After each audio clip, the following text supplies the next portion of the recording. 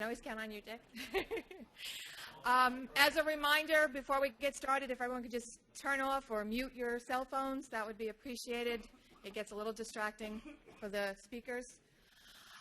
Again, welcome today to the hot topic session for vapor intrusion screening levels and updated VIT guidance. My name is Karen McCarty. I am with the Office of Community Relations, and I am also the chair of the Site Remediation Programs Training Committee. So we put these presentations on that you ask for or that we feel that there is a need for.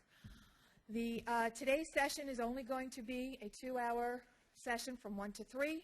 So for those who are on the webinar, it will ultimately cut out at that time. But I wanted everyone to know that the format for today is going to be pretty simple. We are going to go through each presenter. There'll be 3 presenters today. Each one will present, and then we will go through a 5 to maybe 10-minute tops questions from both the web and those in attendance here. We do have a large participation both here. This room is almost full, and we have over 400 people participating on the webinar. So obviously this is an important and valuable topic.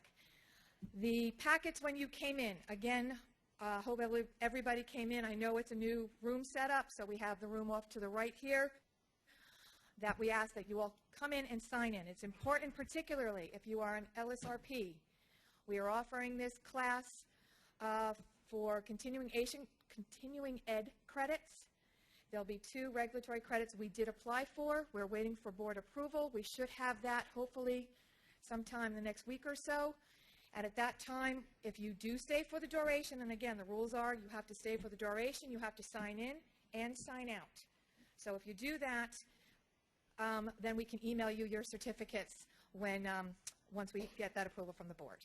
I apologize for those who are on the web. We are not yet in full service to offer this through that venue at this time. We're working on that. That's one of our goals for 2013.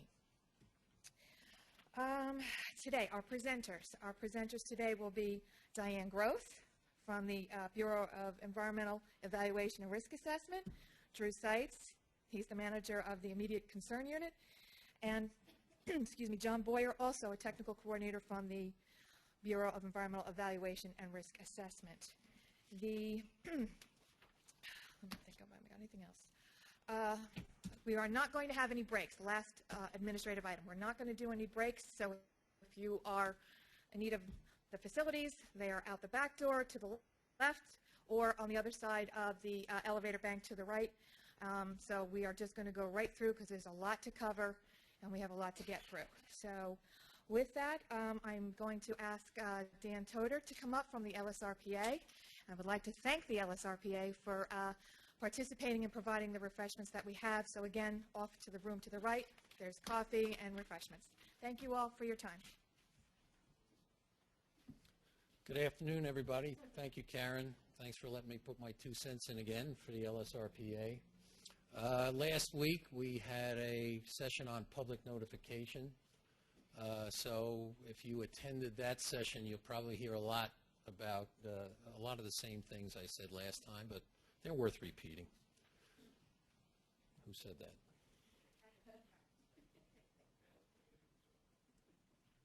Okay, I want to thank our sponsors as usual. They always bring in the refreshments for us. The slide is getting crowded, which is a good thing. I'm going to have to worry about how we're going to get more company logos on here, but that's okay. I'd like to have that problem. I just want to make everybody aware, especially the LSRPs, they should be looking at 3 websites now. The first one, of course, is the DEP website, which we always go to for forms and guidance and so on. LSRPA.org tells you what the LSRPs are doing in the association. And the third website you ought to keep an eye on now is the LSRP Board's website. As you know, the LSRPs are regulated by the state LSRP board.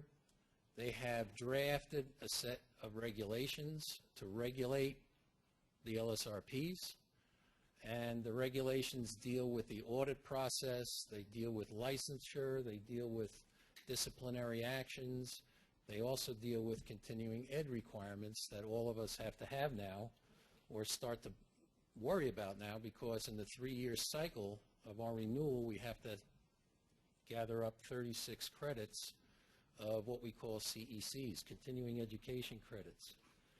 And there are minimum requirements for categories of courses. We have ethics, regulatory, technical, and then when you get through with those, you'll have 9 to use as discretionary. For example, we had an ethics class.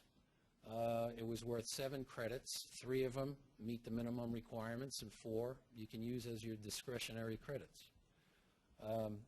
As Karen said, this course is, this session today is worth credits too. And I imagine that will be in the regulatory category. Okay. One CEC is worth 1 hour of attendance at a regular course. If you wanted to get credit for attending workshops, conventions, and so on, 1 hour of attendance is worth 1/2 of a continuing education credit. So keep that in mind, and you're limited up to 8 CECs when you go to conferences and conventions. Webinars, you can get credit for that, but the webinar itself has to have a little exam at the end of it, and you have to pass the exam in order to get credit for those courses. Don't forget, if you're looking for credit, you just can't walk into a course and expect that you're going to get CECs for it. The board has to approve these courses before they're approved for you to get CECs. So make sure you go on the board's website, you look at the list of approved courses that there are now, and you can see which courses are approved. If you have a course in mind, check it on the list, see if it's there, and if not, maybe you want to ask that organization to get approval so that you can get CECs for that course you want to take. Presentations, publications, you can get credit for that as well. Some events coming up.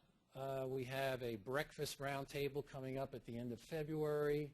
There may be a few more slots in there, but I think it's filled up. Ted's going to run it. Ted Toscas is going to run it. I think that's okay. So that's closed off. Sorry about that. The next exam, thank God all 4 LSRP exams are over. But there's another one scheduled mid-year, sometime in the spring.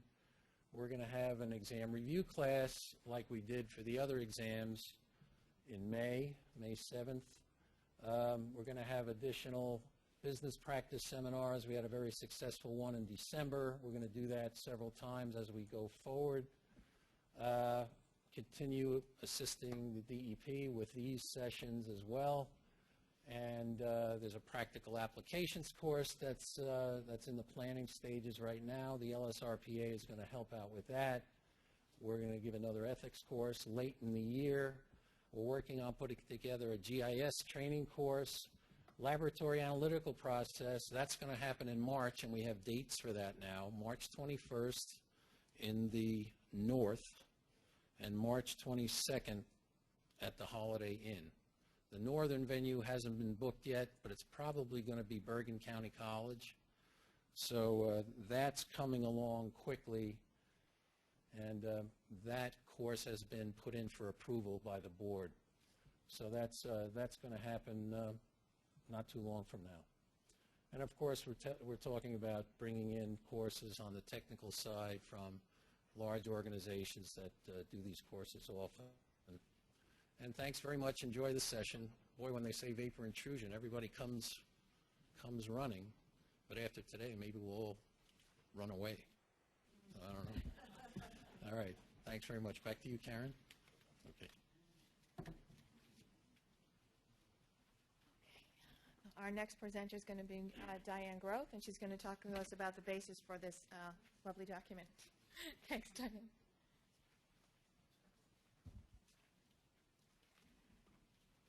Okay.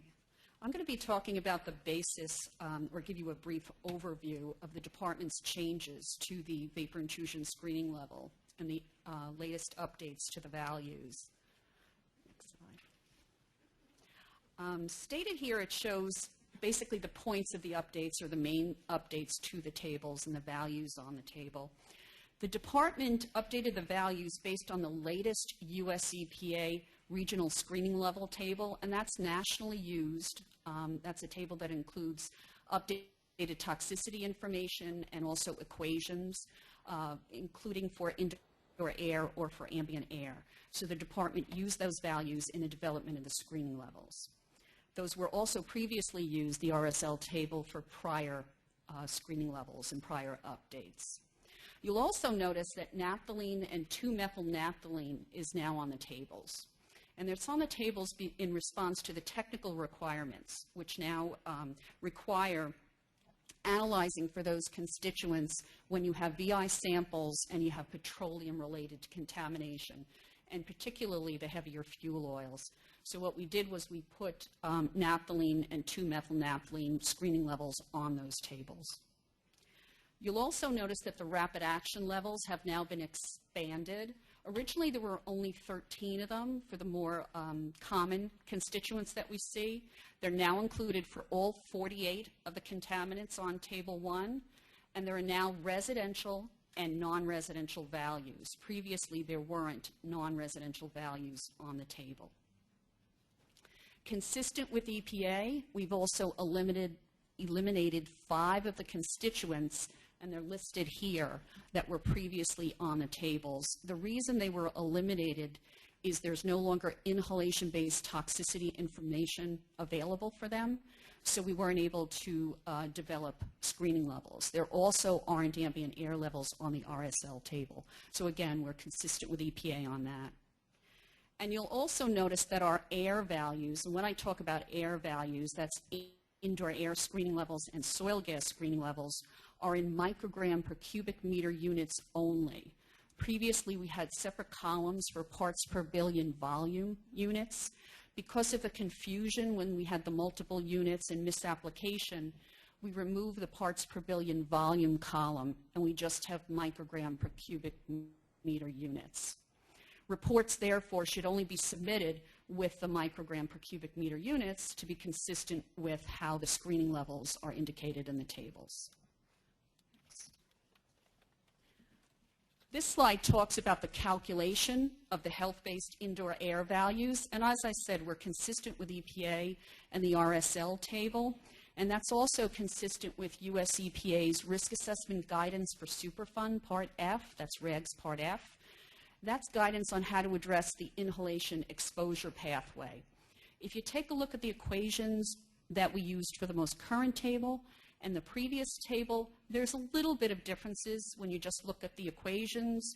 Now we use reference concentrations instead of RFDIs.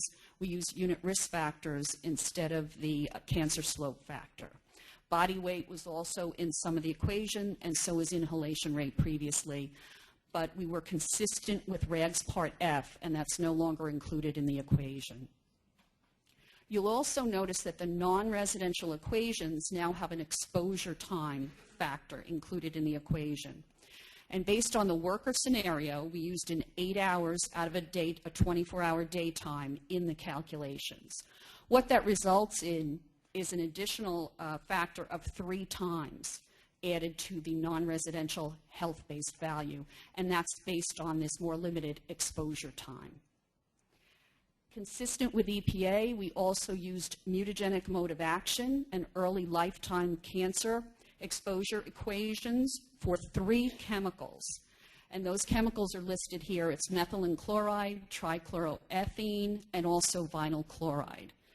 Actually, in the earlier tables, the March 2007 table for vinyl chloride, there was an early lifetime equation used for that one, but now it's also used, a mutagenic mode of equation is used for the other 2 constituents. When you compare the old and the new toxicity factors, you'll notice that there are differences for 23 of the contaminants out of the 48 contaminants. And you'll also notice when you just compare the tox factors, 8 of them, the constituents, have more stringent toxicity factors than previously.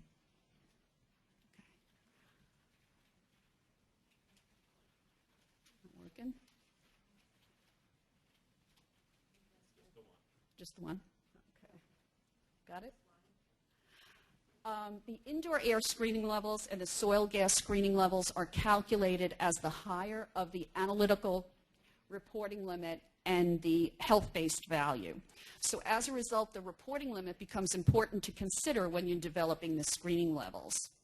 So in terms of naphthalene and 2-methylnaphthalene that we recently added to the table, the reporting limit, or rather the method that we use to determine the analytical reporting limit, is the preferred method of TO17 for the analysis of those constituents in air. The reporting limit for those constituents is actually 3 micrograms per cubic meter.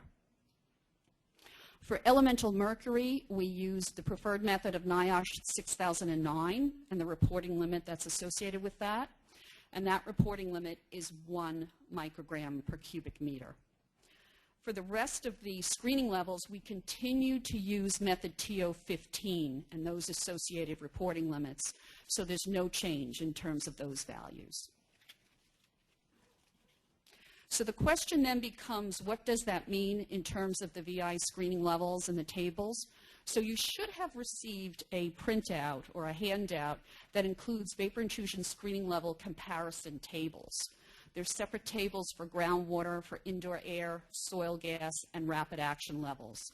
And what those comparison tables do is they show you the new value in one column, the old value, and then whether or not they've gone up or down. We now have it on the website, and on the website it's highlighted, and it will be a little bit easier to see than in your handout, the decrease and what decreased by greater than an order of magnitude. But what I'm going to talk about now is basically those differences that you should be able to see in the table. In terms of the indoor air screening levels for residential values, you'll notice that most of the values are the same or higher. However, 8 of the values are lower, with 2 of them by an order of magnitude. And the 2 are 1,1-dichloroethane and ethylbenzene. When you're looking at the non-residential screening levels, it's again the same. Most of them are the same or higher. However, 3 of the screening levels are lower. And again, the same 2 are different by an order of magnitude, 1,1-dichloroethane and ethylbenzene. In terms of the rapid action levels for indoor air, as I mentioned before, we now have RALs for all of the listed Table 1 constituents. That's 48 of them. And we have residential and non-residential values. They're calculated using the health-based number is the lower of 100 times the cancer health-based value or 2 times the non-cancer value, whichever is the lower. The analytical reporting limit is also factored into that for consideration of the screening levels. So looking at the comparison, you'll see that now there are 3 chemicals that have rapid action levels that are at the higher analytical reporting limit. And those are the 3 contaminants that are listed here. So in other words, their health-based value was lower than the reporting limit, so that's why they default to the reporting limit. Comparing the values too, there are 3 RALs that have decreased from the previous values, with 1 of them by an order of magnitude or greater, and that's ethylbenzene. In terms of the soil gas screening levels, they're calculated as we previously calculated them. We include an attenuation factor of 0.02 is added to, or multiplier, of the health-based indoor air screening level. More easier, kind of how we calculate it, is 50 times the health-based screening level. Looking at a comparison of the values, again, the residential values, most of them are the same or higher, but again, we have 8 values that are lower, with 3 of them by an order of magnitude, and they are the same 3 that we've been talking about in the other examples. For the non-residential screening levels for soil gas, you'll see that 3 of the levels are lower, with 2 of them by an order of magnitude. And again, it's the 1,1-dichloroethane and ethylbenzene.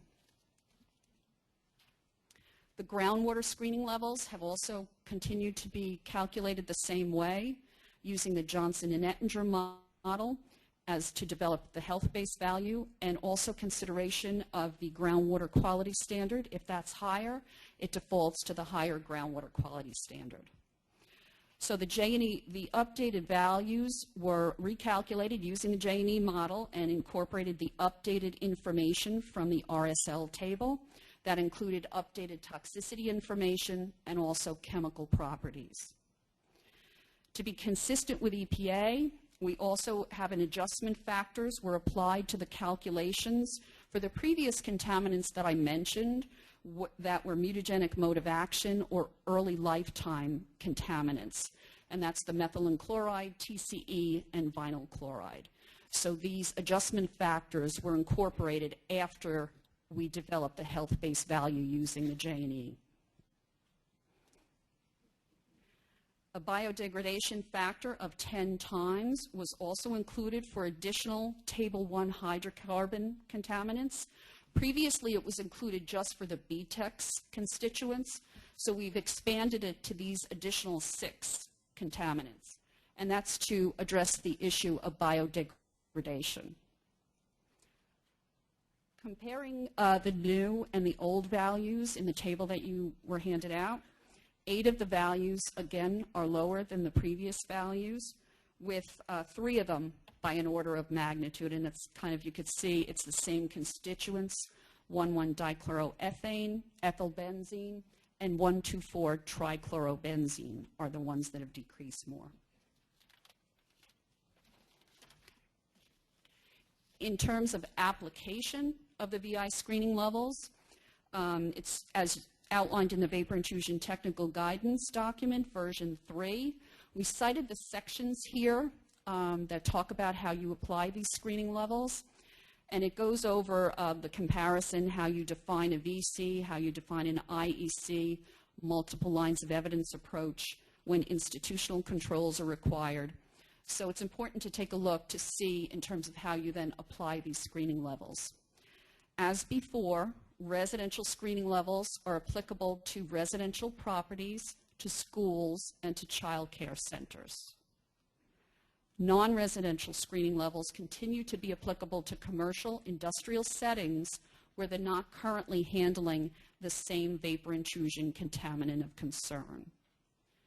Should you have indoor air data that was collected from a facility where they are currently handling the same contaminants of concern, you should consider the applicability of OSHA and also the non-residential screening levels, and that's to consider a potential future change in use of a site.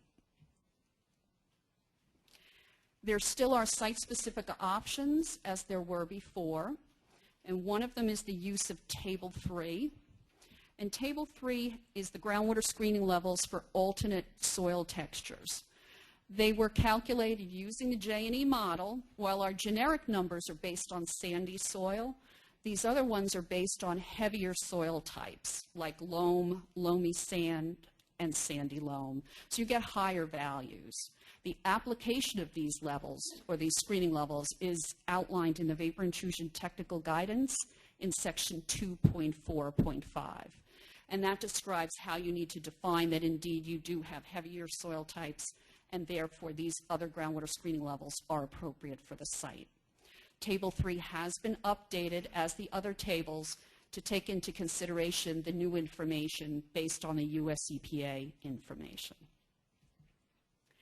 There still is the ability to develop alternative screening levels. It's still able to be done based on IRIS chemical toxicity factor changes or risk assessment methodology changes.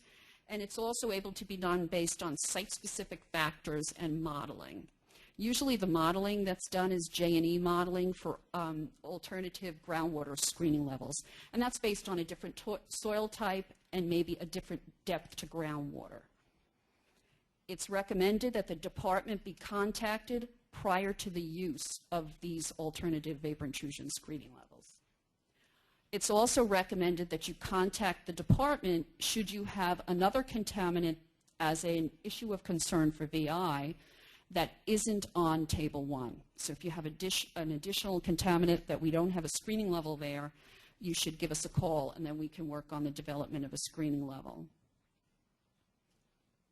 The Vapor Intrusion website has a list of VI contacts. Dr. Paul Sanders is on there, and I'm on there also. Dr. Paul Sanders is, he's the one who deals with our Johnson and Ettinger model, so he would be the appropriate person to talk to regarding updating or doing alternative groundwater screening levels. And I would be the appropriate person to talk to about indoor air and soil gas alternative values.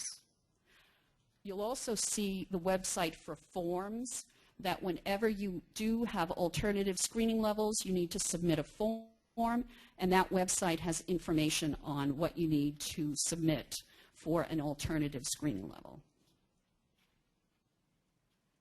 And finally, I really recommend that you periodically check the vapor intrusion website. On the website, first of all, there will be updates, and we actually just updated something today. But you'll see the basic tables. Table 1, that's the master table, that has the generic groundwater screening level, generic soil gas screening level, and the indoor air screening level. You'll also find Table 2, that has the rapid action levels that I mentioned, and Table 3, that has the groundwater screening levels for alternate soil textures. We recently put up, as I mentioned today, the vapor intrusion screening level comparison table, and that's what you should have gotten in your handout, so that's been added also to the website. On the website, you'll also find an update to the vapor intrusion screening level document. That goes into a lot more detail than I quickly went over today. It goes over how we came up, how we developed the screening levels, the equations are there. There's tables that show the chemical toxicity factors, the chemical properties that we used. I recommend if you're interested in the basis of the numbers, to look at table A4 for the indoor air numbers. It has the reporting limit, it has the health-based value, and you can easily see how the values were developed and how we came up with the values. There's also the document discusses the rounding and more specific things than people may be interested in, but if you are interested in that, I recommend that you look at it. And that's it. If you have any questions. All right, hold on one second.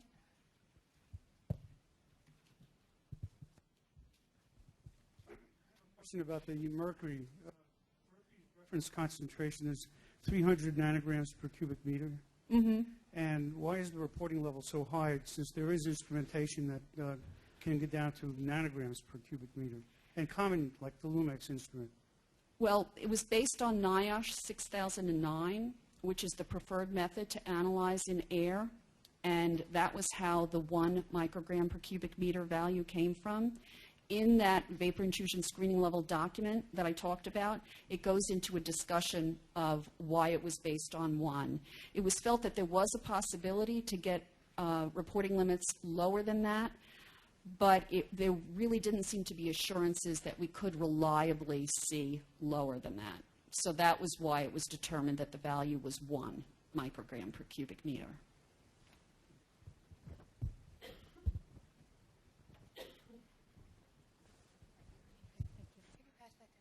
I'm just wondering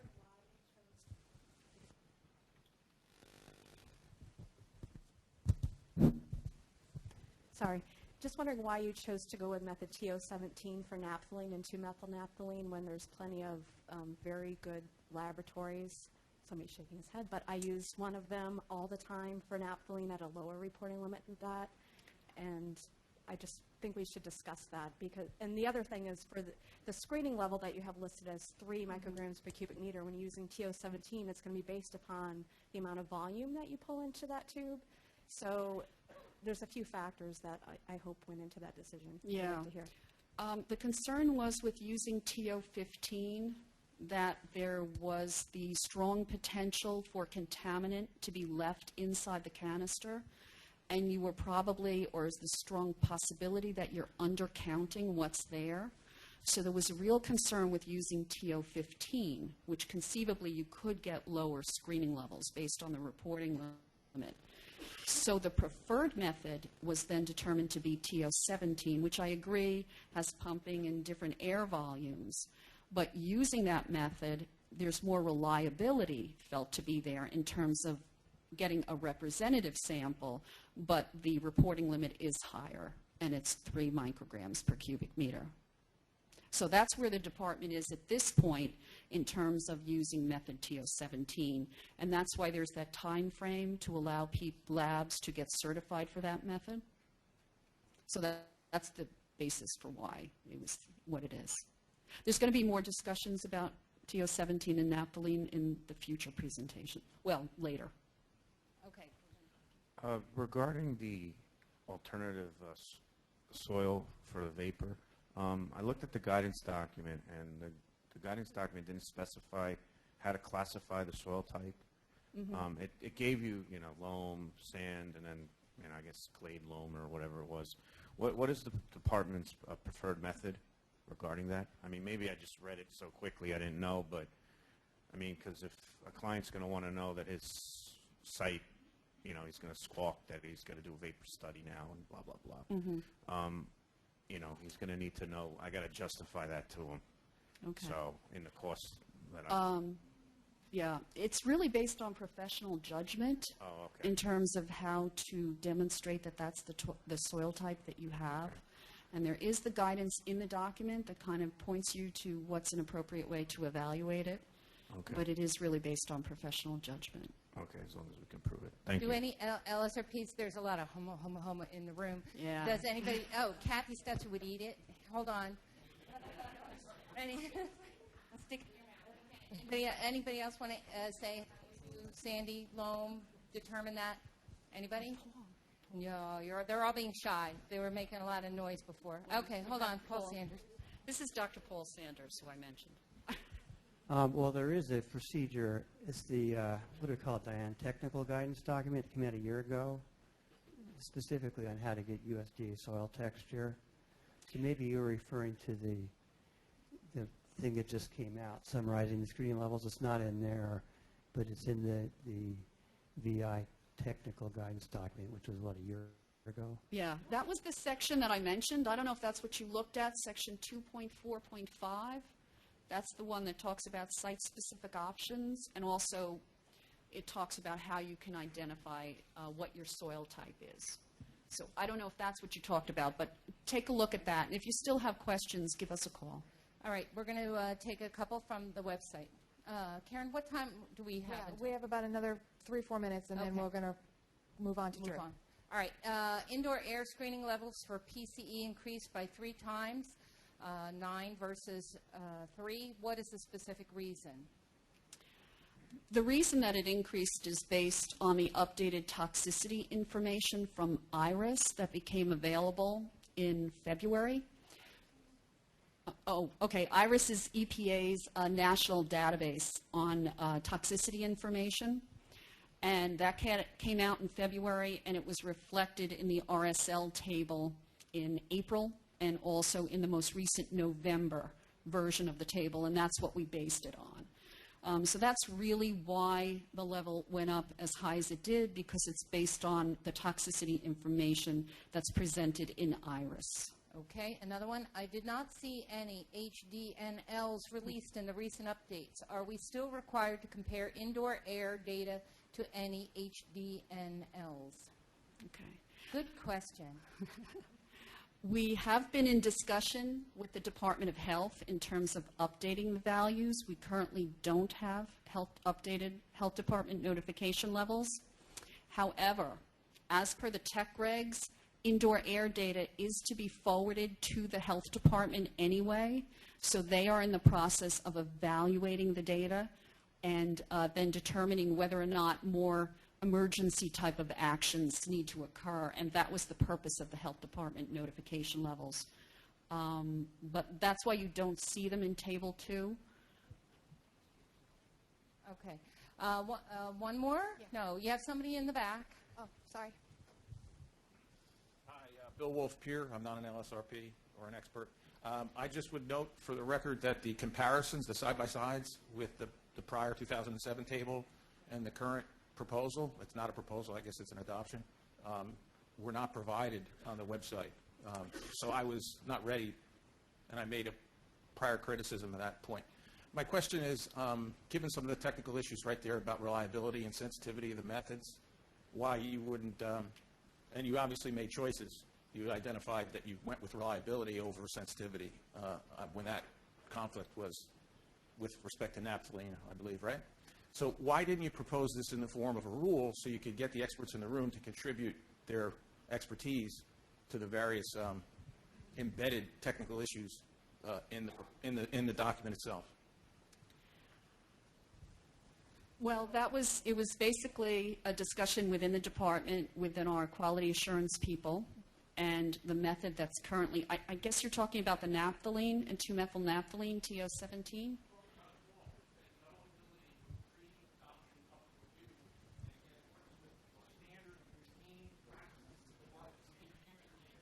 All right, hold on. Hold on. Barry Frasco's going to answer. It's our intent relative to the upcoming readoption of the soil remediation standards to include the indoor air values as quote-unquote remediation standards. So to answer Bill's question, as part of that process, there will be stakeholder input prior to rule proposal dealing with this issue. The reason why we decided to go with this now is the department had not updated the screening levels since 2007, and we made the determination that we needed to update them because it's still probably a year and a half, maybe 2 years, to go through the rulemaking process for the remediation standards. So we decided to move forward. Right, so this is not a proposal. It's not a rule. It's not proposal. It's guidance. Okay, we're going to take one more from the web, and then we're going to move on to John. And then there's going to be more time for questions later. Okay, you mentioned consistency with EPA RSL table, yet referenced the 1992 to identify 2-methylnaphthalene as a carcinogen. There are no air values for 2-methylnaphthalene in that table. Why does the DEP cite this particular study, which is a generic cancer potency factor for PAHs? Yeah, the 2-methylnaphthalene, while all of our other tox factors are based on the RSL table, the 2-methylnaphthalene is based on the remediation standards and the inhalation toxicity factor that was in the remediation standards. So that's where that toxicity information came from. The reason was that we needed to develop screening levels for naphthalene and 2-methylnaphthalene, and that's why we looked at an appropriate value to use for that, and that's based on the remediation standards. And it's in the document that I mentioned, the updated VI screening level document. As I said, it gets into more detail. It talks about that, and it gives a reference for where the toxicity factor was from. All right, thank you, Diane.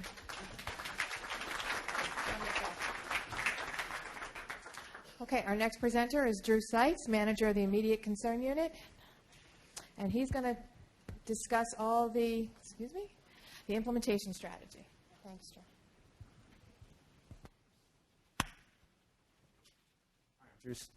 Hi, I'm Drew Seitz. I'm going to talk about the implementation strategy for the revised vapor intrusion screening levels. I'm just going to give you a quick overview of the changes in the screening levels. One of the reasons they changed is EPA changed their tox factors. We recalculated all of our new screening levels based on that. There was also additional changes that we expanded the list of the residential RELs. Before we had 13, now we have 48.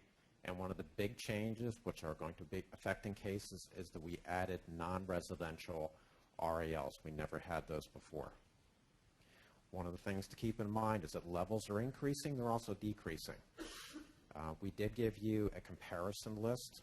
This is really useful. I started generating myself and wasted about an hour to a time, but a lot of the numbers have changed. Some of them just changed by a little bit. Quite a few of them have gone up. But there's 4 that you really want to watch.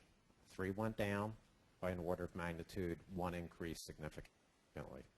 So use that comparison table. It's going to make life a lot easier for you. Okay, move to the next slide. Next slide, please.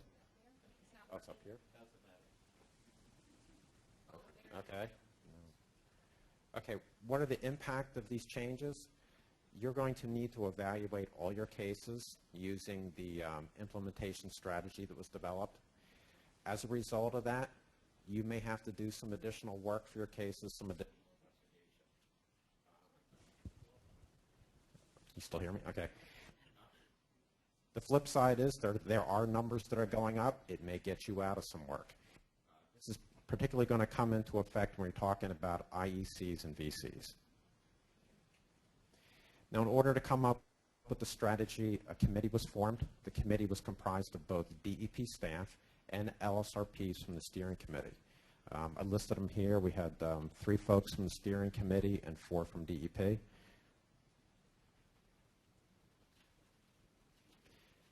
Okay, I'm just going to run through some basics about the implementation strategy before I get into the details. Drew? This one's better here. Okay, some of the basics is that all cases need to be evaluated against a strategy. When we talk about vapor intrusion screening levels, we're talking about screening levels that include groundwater, soil gas, indoor air, and the remedial action levels, the RALs. Includes both residential and non-residential numbers. One thing to keep in mind, you're going to be using the same tech rules and the same guidance you've been using. They haven't changed. You're just going to apply this process to it. And then finally, I know everybody's going to be really upset. There is no new form for the strategy, and there's no change to the rules. I know. Dick really wanted a form on this one, but we said no. I know you should be. Now the committee, when we were trying to figure out how to present the strategy, we could have generated another 50-page guidance document, but we really want to try to go with a simpler format to present this. So the way that we came up with doing it was we put it into a flow chart. In that flow chart, you're going to see reference to FRDs as a final remediation document. That's actually defined in the tech rules, and what it means is that if it was an old case, you had an NFA. If it's a new case under LSRP, you have an RAO. So final remediation document means your case is closed. We also refer to order of magnitude change. An order of magnitude change in this situation means that the new screening level is decreasing by 10 times or more lower than the old screening levels. Now, this is going to come into effect in certain categories of cases, but not all. We're going to be saying evaluate for an order of magnitude change, and what that means is, particularly for closed cases, you're only going to need to look at that case if you have a contaminant of concern that has a screening level that changed by more than an order of magnitude. Now, some of you should probably have heard something like this before. We used the same idea when the soil numbers changed. It's right out of the Brownfields Act that you only have to open up the case if the screening levels change by more than an order of magnitude.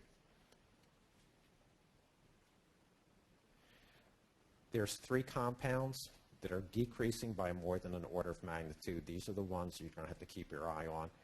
They're 1,1-dichloroethane, ethylbenzene, and 1,2,4-trichlorobenzene. And I listed underneath each one which are the individual screening levels that change by more than an order of magnitude. Now, in addition to some of the changes, there were also additions to the screening level change. Now, Diane covered some of this. Naphthalene and 2-methylnaphthalene were added, but there is a delay in implementation for these 2 compounds. And we're giving a 6-month delay. That means you're not going to have to start analyzing for these compounds until July 16, 2013. The reason we're doing that is that there's not enough labs that are certified and geared up to analyze for TO17. That's the method we're going to be using. The department has already approached the laboratory community, told them this is coming, start getting geared up, guys, start getting certified. So that's why there's a 6-month delay. After July 16th, you're going to need to start doing VI samples, including naphthalene, 2-methylnaphthalene, when you're dealing with cases that had a spill of kerosene, jet fuel, number 2 fuel oil, and other heavier petroleum fractions. So that's going to kick in July 16th. Okay, like I said, we put this whole strategy into a form of a flow chart. Don't go looking for a big written document because it doesn't exist. In your package and online, there's also like a 2-page summary of this that just talks about the flow chart to the naphthalene. It's also there for your reference. But as you can see, it's a flow chart. It's a pretty simple idea. It's 2 pages. Going down the left-hand side of each page, you're going to see diamonds. The diamonds are going to be asking you questions. You're going to answer yes or no. If you answer yes, you're going to go off to the right to one of the rectangles, and it's going to tell you what you need to do. If you answer no, you're going to drop down to the next diamond. It's going to ask you a question, and you're just going to keep on going through the questions until you hit what applies to your case and just do what it says you need to do for your case. So what I want to do is go through line by line, just show you what we mean by these changes and how they would be used.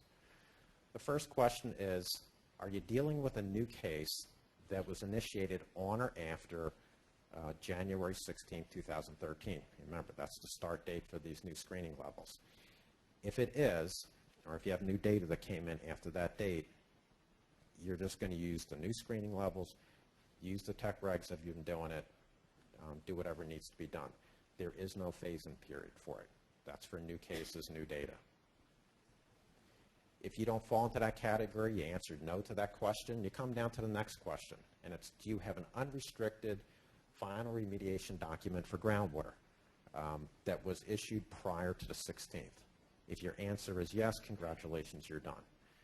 You don't have to do any more further VI investigation. If the answer is no, go to your next question. Well, do you have a restricted use final remediation document for groundwater? That means that you have groundwater contamination, you probably got a CEA, and you're in a whole biennial certification process. If that's the situation you're in and you answer yes, what we're saying you need to do is you have to evaluate for an order of magnitude change. Remember what that is. You're going to take a look at your contaminants in concern. If you have a contaminant concern that has changed by more than an order of magnitude, you only got 3, you would have to reopen your case, evaluate based on that screening level. If your answer is no, I don't have any that changed by an order of magnitude, you're done. Sorry, biennial.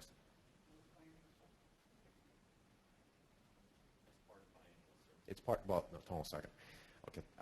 If you do need to reevaluate your case, what we're saying is evaluate based on new screening levels, but you're in the biennial certification process. When your next certification comes due, in that report, you're going to include whatever work you had to do. That's how you're going to inform us. If you have a remedial action work plan for groundwater that was approved before the 16th, again, you're going to do an order of magnitude evaluation. In this case, you're going to be given 90 days to do this. So no contaminants of concern, the change by order of magnitude, you're done. If you do, let's say you have ethylbenzene, you'll need to go in, reevaluate for ethylbenzene, see if you need to do any additional sampling, any additional remediation. After 90 days, you're just going to follow the tech rules, do any additional investigation, mitigation that you're going to need to do. If you answer no to this question, that means that we're not dealing about a brand new case, we're not dealing with an old closed case, and we don't have a remedial action work plan approved. Remedial action work plan approved. All other cases fall into the next category. And what we're saying is that you have 90 days to evaluate your case, your existing data, against the new screening levels. And that 90-day period is going to be up on April 16, 2013. So you're going to have 90 days to evaluate, see if you have any additional work you need to do. Keep in mind, you're following the same tech rules, the same guidance that you've been following all along. So it's the same regulatory, mandatory timeframes.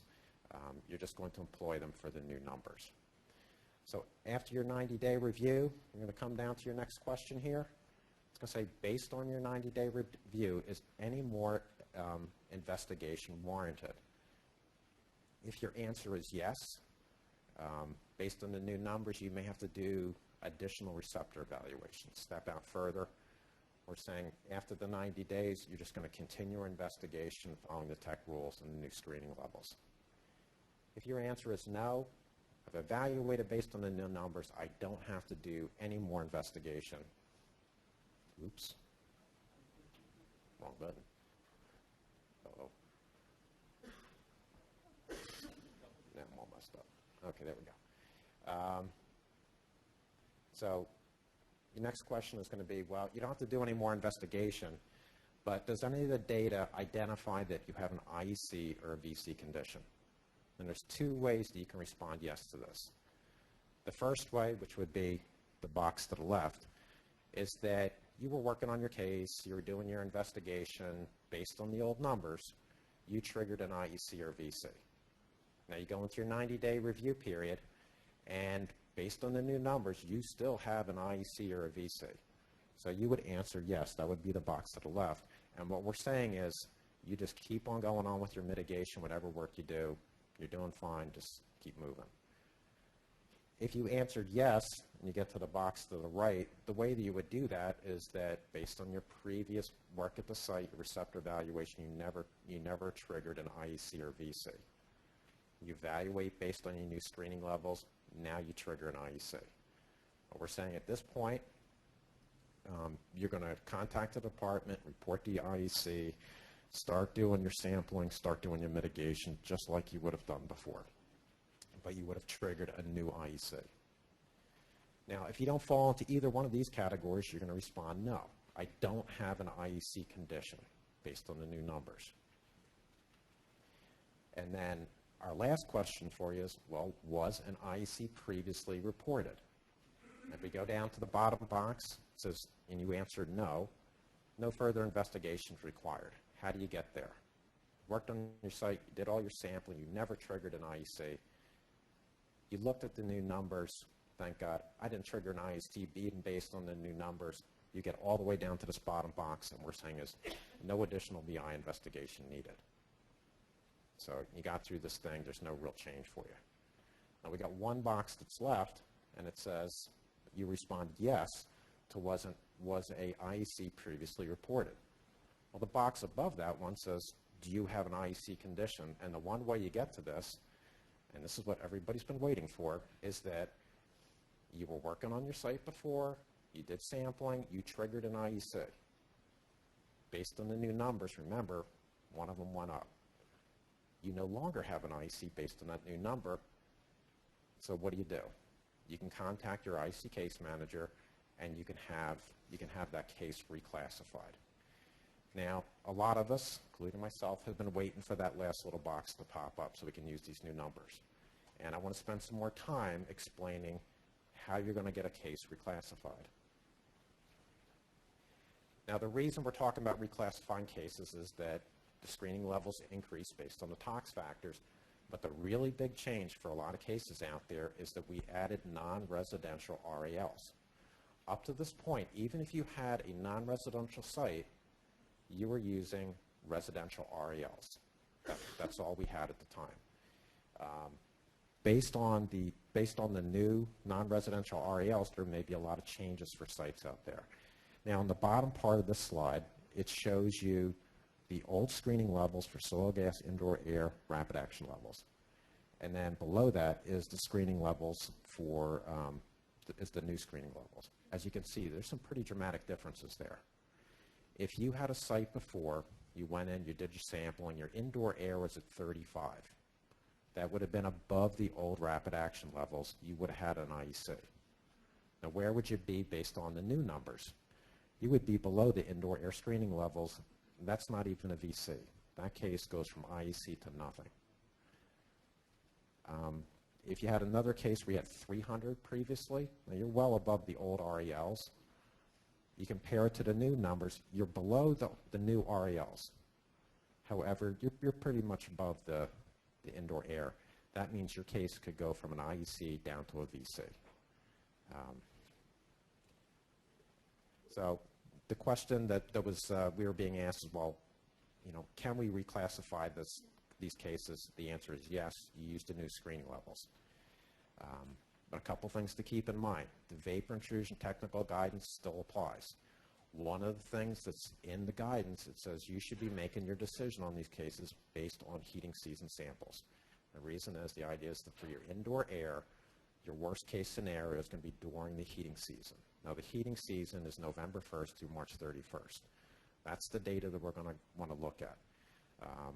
When you're going to be requesting a change, we want to see the pre-treatment data, or if you have a system running, you're going to have to take a sample without the system running. You may have to shut it down for a while. So it's not, folks have already been sending in requests based on samples with a subslab depressurization system running.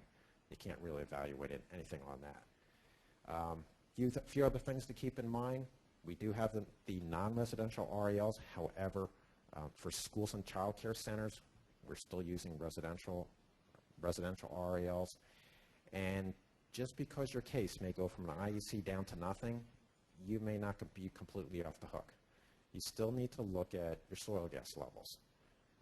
Now going back to the vapor intrusion guidance again, if you have soil gas levels that are above the screening levels, below the slab, there's a recommendation that you do monitoring.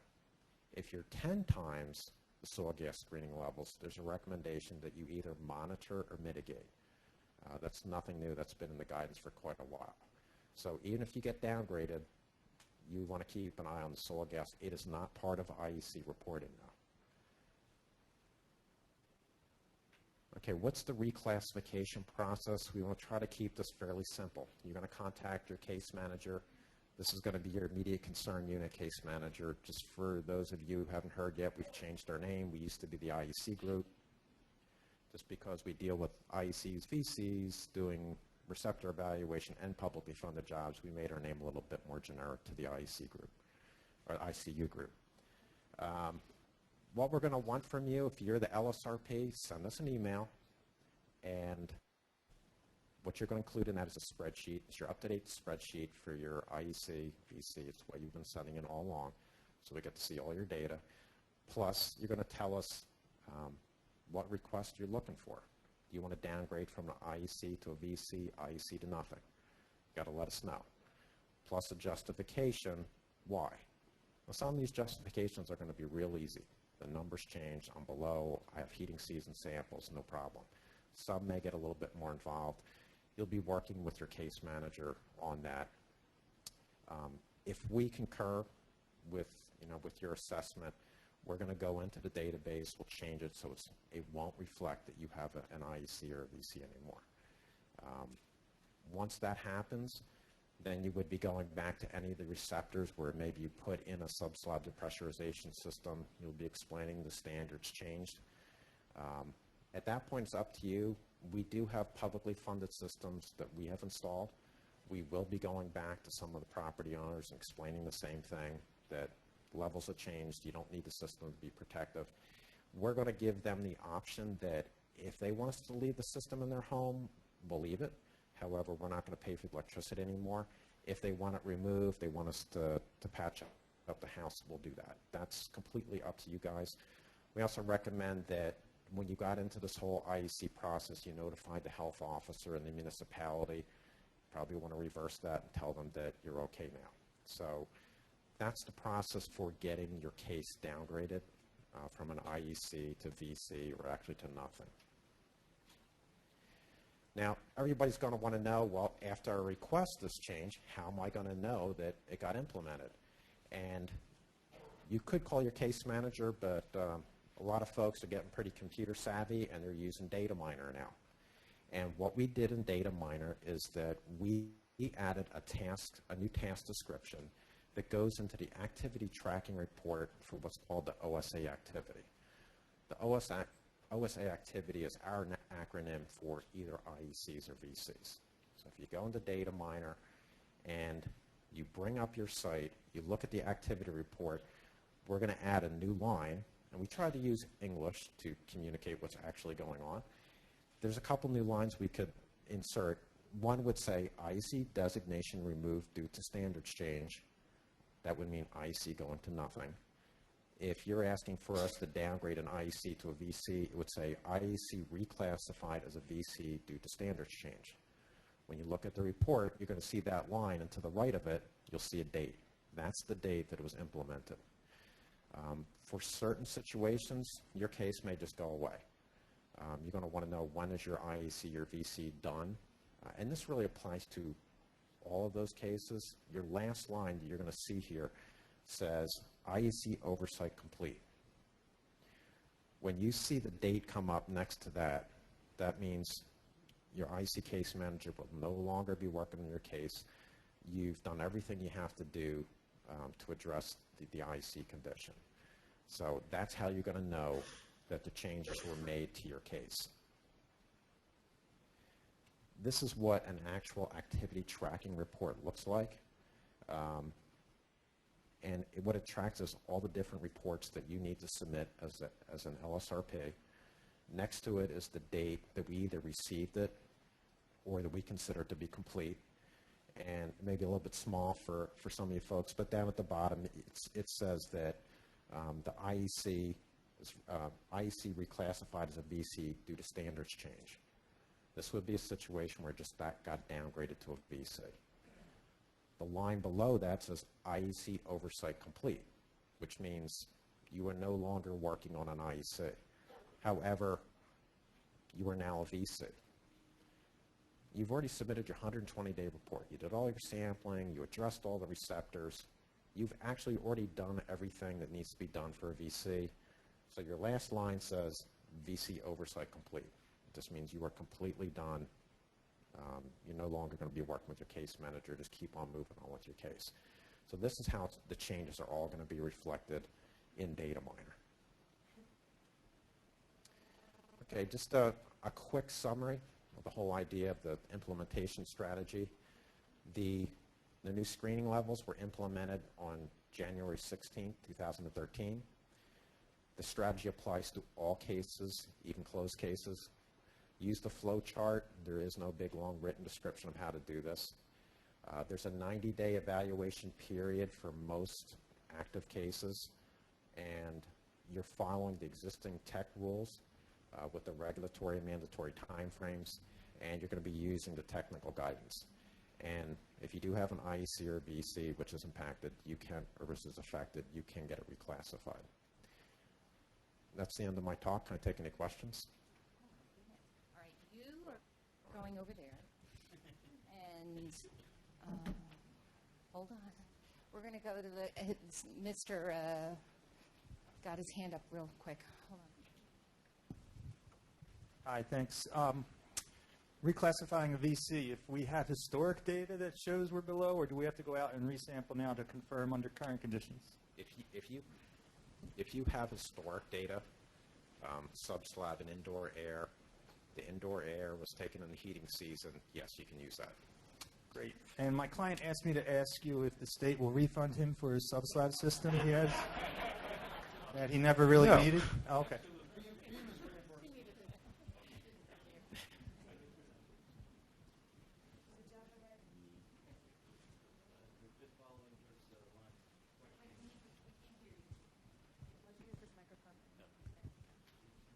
Just as a follow-up, if that condition is true, what do we do to document that there's no, that there's no further investigation? Is there an updated receptor evaluation form? Just going through this whole process. Right. If you do trigger, No, if you don't trigger. If you don't trigger, Yeah, how do we document that? you're not sending anything to us. Like I'm saying, there's no form. Okay. If you go through and you do it, you're LSRPs.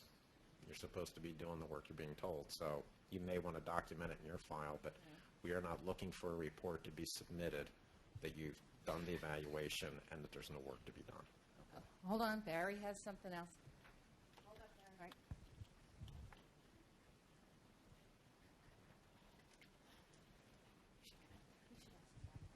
Right. Obviously, if it triggers something, you're going to have to report it to the department. Yes. But if you do this investigation and you find that it doesn't trigger a BC or an IEC condition, what I would say is you always have to update the receptor evaluation at the next document submittal.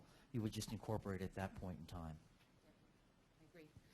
Since the brownfields order of magnitude provision is specific to standards and the VI numbers are not standards, what is the regulatory basis for the department to require RPs to reopen closed cases? Barry? We basically tried to be consistent with the provisions in the Brownfield Act. So the Brownfield Act specifically stated that the department cannot compel a responsible party to do any additional remediation if they had a final remediation document or an approved work plan, unless the standard changed by an order of magnitude. And all we're doing here is following that same concept. And with the idea that we are going to incorporate these indoor air numbers as standards, that's what would happen in the future. So we debated it a couple of ways. It could have been no cases are opened at all, period, or the order of magnitude, or everything is open, regardless, because it isn't a standard. So, but we decided to be consistent with the same approach that was in the statute.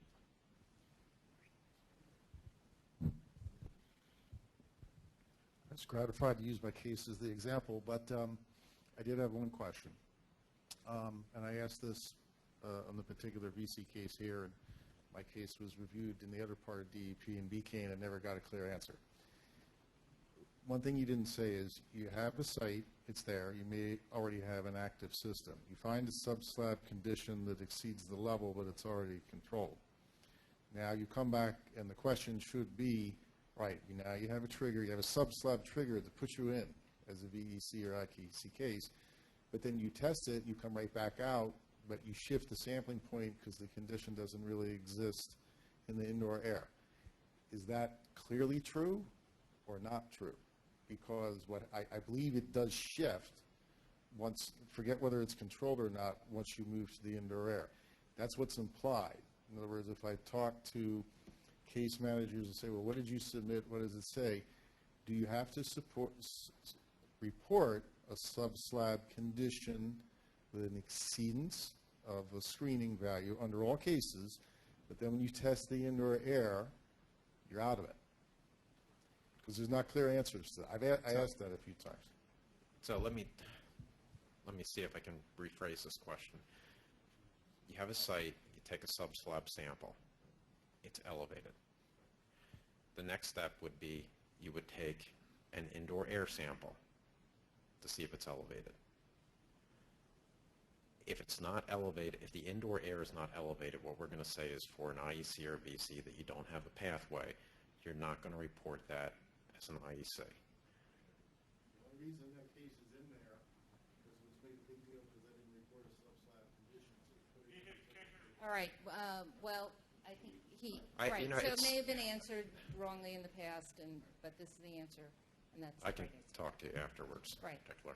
All right. If you have an IEC reclassified to a VC, what is the trigger date for the VC, for i.e. for estimating 60 days for the mitigation plan, et cetera? The date in data miner that the reclassification takes effect, or the date the VC is identified? This is going to be a situation where you're going to have to work with your case manager. If you had an IEC, you were actually on a faster track than a VC. So we want to try to fit you in, give you credit for the work you've already done. Everyone's going to be a little bit different, particularly when an IEC is going to a VC. So this is where you're going to work with your case manager, and we'll straighten out all the dates for you. It's just too hard to give you a general answer because it's going to be very site-specific.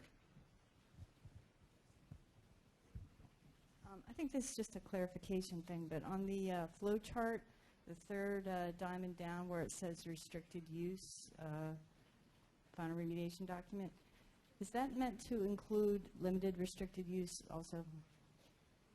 You know, if it's just a CEA without any? It's, well, the first category looking at was unrestricted. So I think everything else would fall under the category restricted use. So that's meant to include? Yeah. Okay. Oh, and I just wanted to mention there is a narrative groundwater remediation standard that relates to vapor intrusion. even though there isn't a numeric, there aren't any numeric, VI standards. Okay. Any other questions?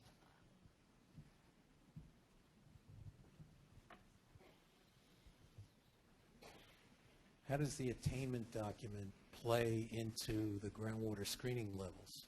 Do you trigger a VI study on the first sampling? If you're close, can you use an average of 3 samples to determine your... That's an groundwater? excellent question, and Thank John's you. going to cover it. Okay. So we can just hold on to that one for a second.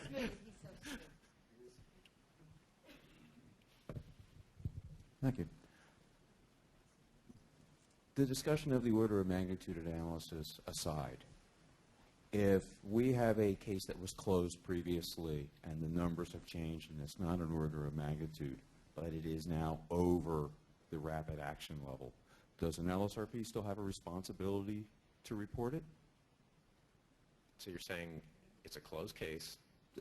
We'll say there's a limited, restricted Okay. RAL. We had data that was under the previous RAL. Basically, in what we laid out, the RP doesn't have to do anything because we haven't triggered an order of magnitude change. But you come back and you do But you your gotta- next biannual certification, you would be looking at that data again. So if you triggered an IEC, but it didn't change by more than an order of magnitude. Now, I think we looked at this. There's not much of a chance that this could happen, possibly. You know exactly what will happen. I You'll get 5 know phone what you're calls getting next at. week. As an LSRP, you're obligated to report the IEC. I would say do what you're obligated to do. I'm agreeing with Drew. Pursuant to the Code of Conduct, if you identify an IEC condition as the LSRP, you should be reporting that to the department. Furthermore, if it's a VC condition and you're the LSRP of record, you should probably report that to the department also, even though the department cannot compel the responsible party to act on that if it's a case where the case has had a final remediation document or an approved RAWP. All right, there's a question that's similar. What is the regulatory basis for requiring an evaluation of closed cases? If old value,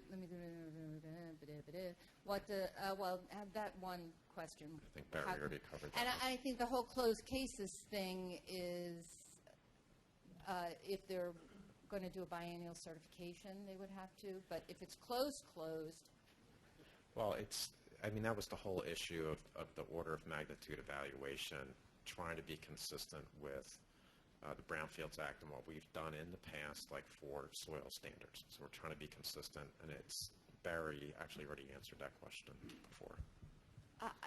Did we discuss this quite a bit on the committee? If a site is closed, unconditional NFA or RAO, there is no LSRP associated with the case anymore. There's no body to even go look. So, And that's true. If your case is closed, it's unrestricted. I hate to phrase it like this, but duh, you don't have to do anything. You're done. yeah, the only time that would come up if there was due diligence and somebody wanted it to be brought up, or if it triggered ISRA again and you needed to do that evaluation over. But otherwise, there'd be if the nobody case to is even just look. sitting there, you don't have to do anything. Again, to clarify that, all of our groundwater screening levels relative to vapor intrusion are at or above the groundwater quality standard. So to have an unconditional groundwater remedy, you are at or below the groundwater, so there is no screening level that you're triggering. Therefore, there is no need to do a VI investigation. There's just nothing to look at for those Nothing to look at. cases. That's why they were the first ones off the list. Until you're asked by the next purchaser to do a due diligence review of that data, and you see there's an IEC, and then you have to call it in as the reviewer, not as the LSRP of record. Yeah, if that's what you're supposed to do, do it. All right, we'll take another one from the web. Can an IEC case be reclassified using non-residential IASL for the first floor retail stores and using residential numbers for the second floor residential apartments?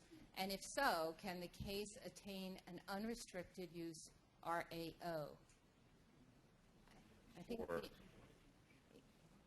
if you're non-res and it meets those levels, you'd have to restrict it because it could change at any time, right? Yeah, I mean, if for that situation, because the use of the building can change, you're going to have to take a look at it. This is why we try to do site-specific on complicated cases like this. But if the use can change to residential, it may be held at a higher, at the more conservative level. You would need institutional control if it was commercial, and you used a non-res standard for the first floor. Yes. Okay. Yeah, I mean, you always have to consider what the potential next use may be, and you would have to remediate. I mean, if you had a gas station and you wanted to put a child care in it, God knows we would do that in New Jersey. You're going to have to remediate to residential standards. All right. Anybody else in the room? We'll take. You have Dick. We can't make Mr. Katz stop talking, so. What institutional control is there for VI? The only No. No. for CI. Sorry. A CEA for VI. For the water, you have to consider the vapor issues. I think John's going to cover this. You were doing so good, Drew. So now, what was your question again there, Dick? What institutional controls are there for a VI-only situation? If it's You said you'd have to for put for, in- for VI, if you have a case where you have VI, let's say you put in a sub-slab system, it's operating, you're achieving standards, your IEC is complete. The last thing that we want you to do for your IEC is to give us an O&M plan for running that system. And what we're going to do is we're saying you're going to submit a report showing that your system is protective. When you go to get your RA permit, your O&M requirement for keeping that system running and protective goes into the permit. But So- you have the situation is the first floor is non-residential. Okay. You go up to the second floor, you do your indoor air, and it's okay. Your sub-slab exceeds, your indoor air on the first floor is okay for non-residential. You go up to the next floor, and it's okay for residential, which you'd expect. What do you have to do at that point? Well, he's saying I you think have to put an institutional control on. I mean, if your soil gas still exceeds, this is something that John's going to talk about. There's a Well, then I'll beat him recommendation. up. What's that? I'll beat him up, that's fine. No, but if you're meeting the indoor air standards, fine. You may not have triggered an IC or VC. Your soil gas is elevated, though. That's why there's a recommendation that you continue to monitor, because there's a potential that there may be a change in the building use that may change the structure of the building. That 50,000 microgram per cubic meter you have under that slab may start getting in the building in the future. That's why there's a recommendation that you would do monitoring potential. Well, it's the recommendation that's in the bid. Yeah, but there's also a CEA where you're going to have to submit biennial certifications. Part of the biennial certification, you have to look at VI. You're going to If be. it's an issue. And you're also going to That's be. what I think. Is Yeah. that Plus, right, you're also Barry? going to be looking at the biennial cert. You're going to be looking at the changes in the use of the building. So when that commercial space becomes the daycare center, and you now trigger, now you're going to have to remediate. So that comes in the biennial cert too. If you have a CEA, it will require a groundwater remedial action permit, and if there are VI concerns relative to the fact that you have either a system in place or you have a non-residential aspect to it, that should be incorporated into the permit relative to maintenance and monitoring and et cetera, et cetera. It would continue to be protective. I know I'm getting the let's move on thing, but I had one more question. Somebody wanted me to take from the web. Did you want me to take that question from the web? Can you put them back? Oh, is all this stuff applicable to UHOT cases? Yes. Okay. All right. That was an Now easy one. let's go to John, right? But we're going to give Drew a big hand of applause.